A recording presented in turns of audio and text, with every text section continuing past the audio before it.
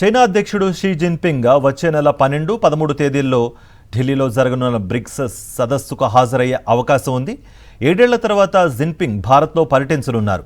సుమారు 400 మంది అధికారులతో కూడిన భారీ ప్రతినిధి బృందంతో ఆయన వచ్చే ఛాన్స్ ఉంది.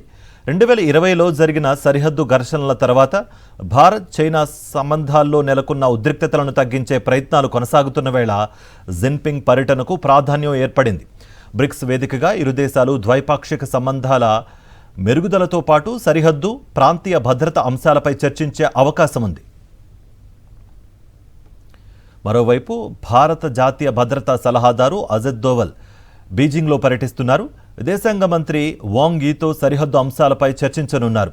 2020లో గాల్వన్ ఘర్షణలతో తీవ్రంగా దెబ్బతిన్న భారత్ చైనా సంబంధాలు 2024 అక్టోబర్లో సైనిక బలగాల ఉపసంహరణ ఒప్పందం తర్వాత క్రమంగా మెరుగుపడుతున్నాయి.